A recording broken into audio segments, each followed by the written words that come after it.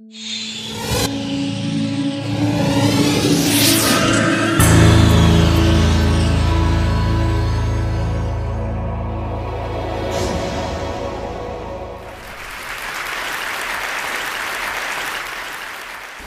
do you explain when things don't go as we assume? Or better, how do you explain when others are able to achieve things that seem to defy all of the assumptions? For example, why is Apple so innovative? Year after year after year after year, they're more innovative than all their competition. And yet, they're just a computer company. They're just like everyone else. They have the same access to the same talent, the same agencies, the same consultants, the same media. Then why is it that they seem to have something different? Why is it that Martin Luther King led the civil rights movement? He wasn't the only man who suffered in a pre-civil rights America, and he certainly wasn't the only great orator of the day. Why him? And why is it that the Wright brothers were able to figure out controlled powered manned flight when there were certainly other teams who were better qualified, better funded, and they didn't achieve powered manned flight, and the Wright brothers beat them to it? There's something else at play here. About 3.5 years ago, I made a discovery, and this discovery profoundly changed my view on how I thought the world worked, and it even profoundly changed the way in which I operate in it. As it turns out, there's a pattern. As it turns out, all the great and inspiring leaders and organizations in the world, whether it's Apple or Martin Luther King or the Wright brothers, they all think, act, and communicate the exact same way, and it's the complete opposite to everyone else. All I did was codify it. And it's probably the world's simplest idea. I call it the golden circle.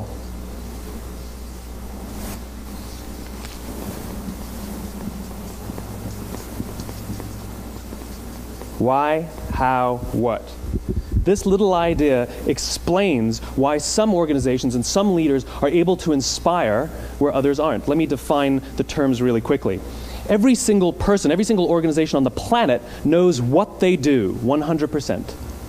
Some know how they do it, whether you call it your differentiating value proposition or your proprietary process or your USP. But very, very few people or organizations know why they do what they do. And by why, I don't mean to make a profit. That's a result. It's always a result. By why, I mean what's your purpose? What's your cause? What's your belief? Why does your organization exist? Why do you get out of bed in the morning?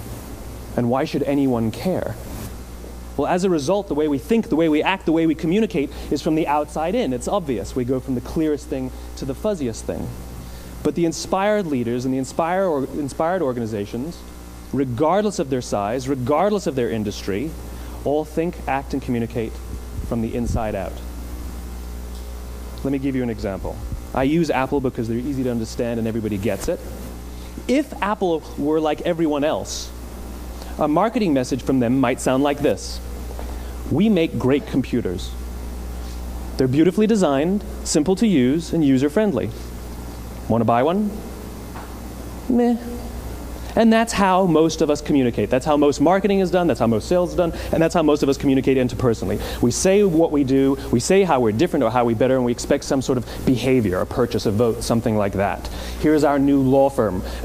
We have the best lawyers with the biggest clients. We have, we always perform for our clients, do business with us. Here's our new car. It gets great gas mileage. It has, leather seats. Buy our car. But it's uninspiring. Here's how Apple actually communicates. Everything we do, we believe in challenging the status quo. We believe in thinking differently.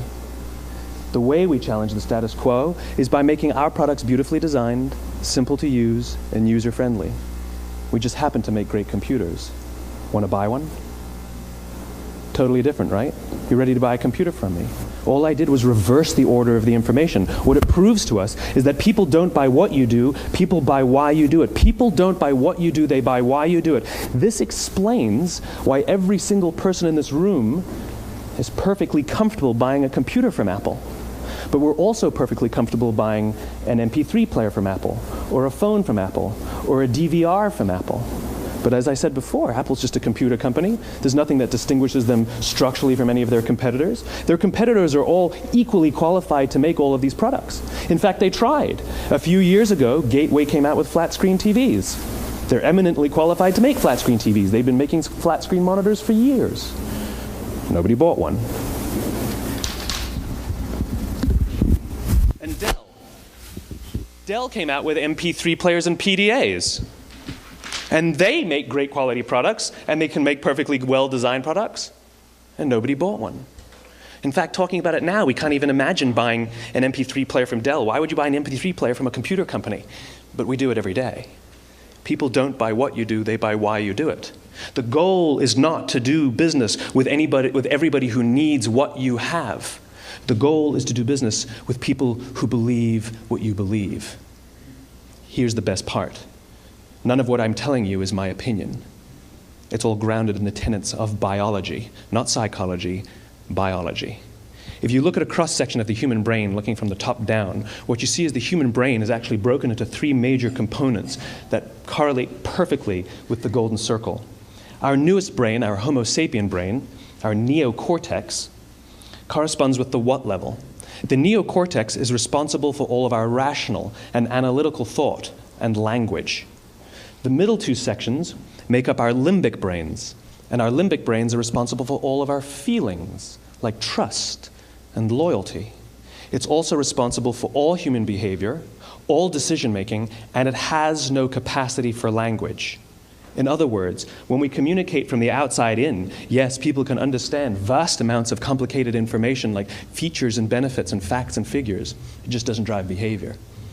When we communicate from the inside out, we're talking directly to the part of the brain that controls behavior, and then we allow people to rationalize it with the tangible things we say and do. This is where gut decisions come from.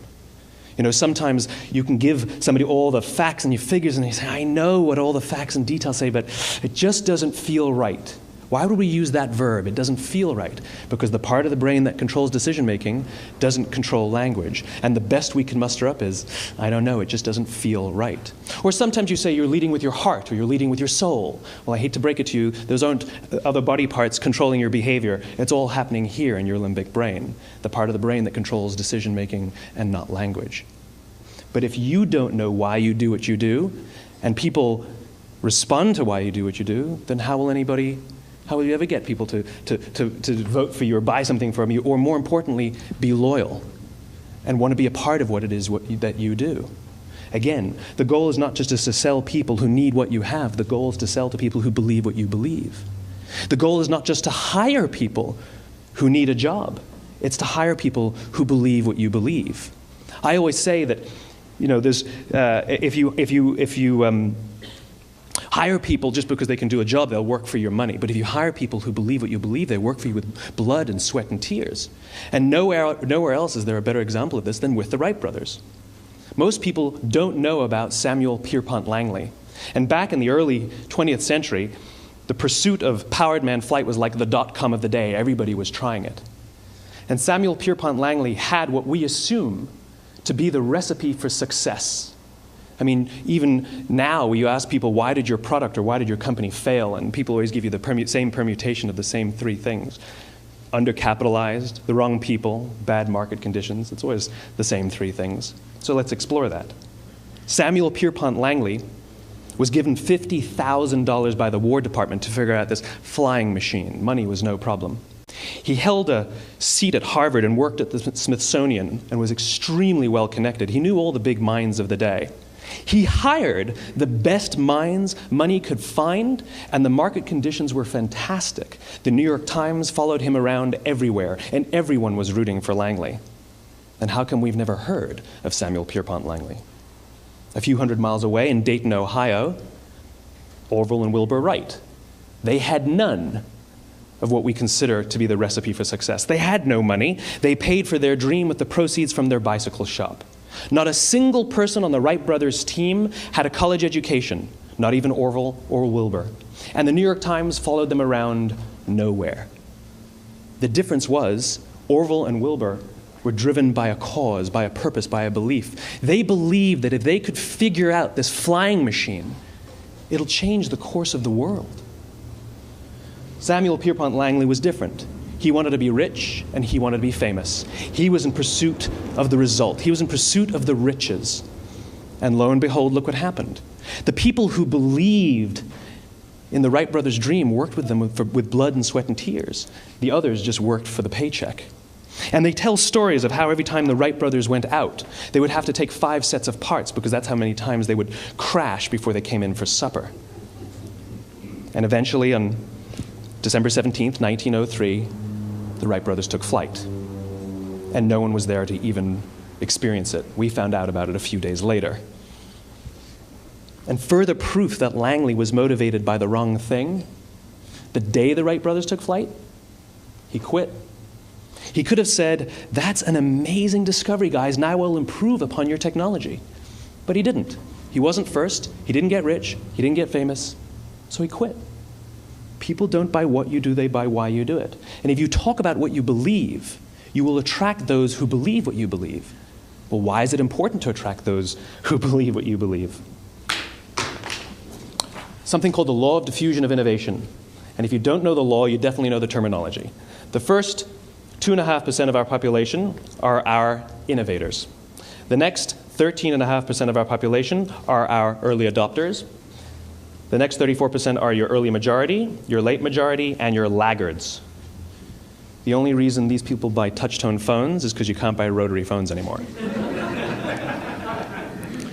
We all sit at various places at various times on the scale, but what the law of diffusion of innovation tells us is that if you want mass market success or mass market acceptance of an idea, you cannot have it until you achieve this tipping point between 15 and 18% market penetration, and then the system tips. And I love asking businesses, what's your conversion on new business? And they love to tell you, oh, it's about 10% proudly. Well, you can trip over 10% of the customers. We all have about 10% who just get it. That's how we describe them, right? That's like that gut feeling, oh, they just get it. The problem is, how do you find the ones that just get it before you're doing business with them versus the ones who don't get it? So it's this here, this little gap, that you have to close, as Geoffrey Moore calls it, crossing the chasm. Because you see, the early majority will not try something until someone else has tried it first. And these guys, the innovators and the early adopters, they're comfortable making those gut decisions. They're more comfortable making those intuitive decisions that are driven by what they believe about the world and not just what product is available. These are the people who stood online for 6 hours to buy an iPhone when they first came out, when you could have just walked into the store the next week and bought one off the shelf. These are the people who spent $40,000 on flat-screen TVs when they first came out, even though the technology was substandard.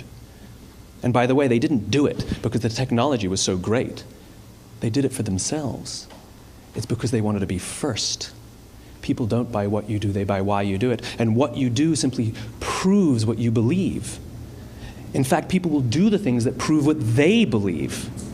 The reason that person bought the iPhone in the first 6 hours, or stood in line for 6 hours, was because of what they believed about the world and how they wanted everybody to see them. They were first. People don't buy what you do, they buy why you do it. So let me give you a famous example, a famous failure and a famous success of the law of diffusion of innovation. First, the famous failure. It's a commercial example. As we said before a second ago, the recipe for success is money and the right people and the right marketing conditions, right? You should have success then. Look at TiVo. From the time TiVo came out about 8 or 9 years ago to this current day, they are the single highest quality product on the market. Hands down, there is no dispute. They were extremely well funded. Market conditions were fantastic. I mean, we use TiVo as a verb. I TiVo stuff on my piece of junk Time Warner DVR all the time. But TiVo is a commercial failure. They've never made money. And when they went IPO, their stock was at about $30 or $40 and then plummeted, and it's never traded above 10. In fact, I don't think it's even traded above 6, except for a couple of little spikes. Because you see, when TiVo launched their product, they told us all what they had. They said, we have a product that pauses live TV, skips commercials, rewinds live TV, and memorizes your viewing habits without you even asking. And the cynical majority said, we don't believe you, we don't need it, we don't like it, you're scaring us.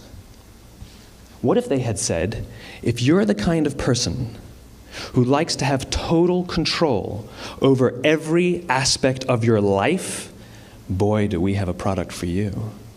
It pauses live TV, skips commercials, memorizes your viewing habits, etc., etc. People don't buy what you do, they buy why you do it, and what you do simply serves as the proof of what you believe. Now let me give you a successful example of the law of diffusion of innovation.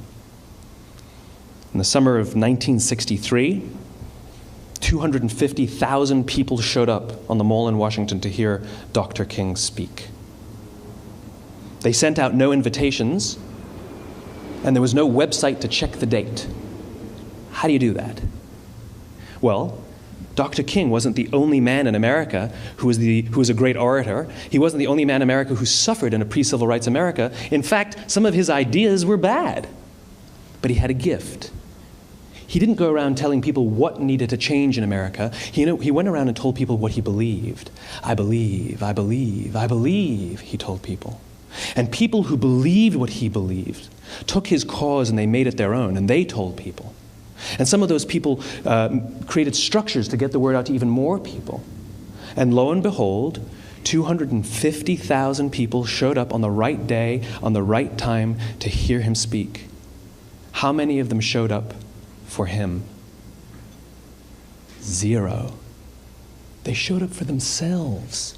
It's what they believed about America that got them to travel on a bus for 8 hours to stand in the sun in Washington in the middle of August. It's what they believed, and it wasn't about black versus white. 25% of the audience was white. Dr. King believed that there are 2 types of laws in this world, those that are made by a higher authority and those that are made by man. And not until all the laws that are made by man are consistent with the laws that are made by the higher authority will we live in a just world. It just so happens that the civil rights movement was the perfect thing to help him bring his cause to life. We followed him not for him, but for ourselves. And by the way, he gave the I have a dream speech, not the I have a plan speech. Listen to politicians now with their comprehensive 12-point plans. They're not inspiring anybody. Because there are leaders and there are those who lead. Leaders hold a position of power or authority, but those who lead inspire us. Whether they're individuals or organizations, we follow those who lead not because we have to, but because we want to. We follow those who lead not for them, but for ourselves. And it's those who start with why that have the ability to inspire those around them or find others who inspire them. Thank you very much.